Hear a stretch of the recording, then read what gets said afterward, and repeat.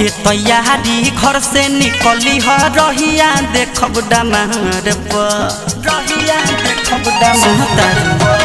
कके तैयारी घर से निकली ह रहिया देखब डमार ना होला भरोसा अच्छा ना होला भरोसा हमरा रेडीमेड भातार ओहो ना होला भरोसा हमरा रेडीमेड भातार को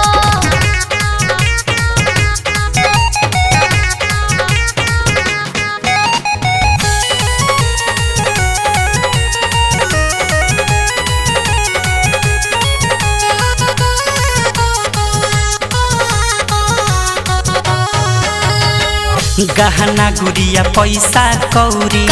बान्हली ह खूंट में निकलल जाई रानी ओही दिल्ली के रूट में बुझलू सब बुझता नहीं ले ले बमाजा राजा भूल जाइब प्यार हो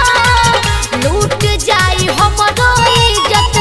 जानी संसार हो ऐसा न बात बोला रानी तू हमके लागत चोटी का पहाड़ पर ऐसा न बात बोला रानी तू हमके लागत चोटी का पहाड़ पर ना होला भरोसा काहे हो ना होला भरोसा हमरा रेडीमेड भातार को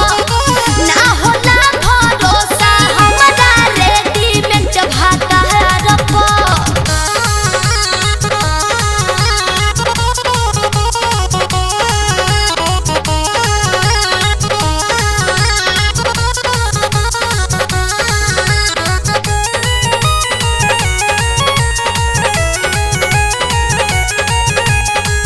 देखल भरोसा कके रानी एक बार हो उलझ सखीले लागी जिंदगी तोहार हो चल झूठा रोहित चमपारण परना होला भरोसा दिहले बा तूफानी असलम प्यार में धोखा आदे हो जा तू रेडी शंकर से बेबी लेनी ह पैसा उधार पर ना हो जा तू रेडी अपू से बेबी लेनी ह पैसा उधार पर ना होला भरोसा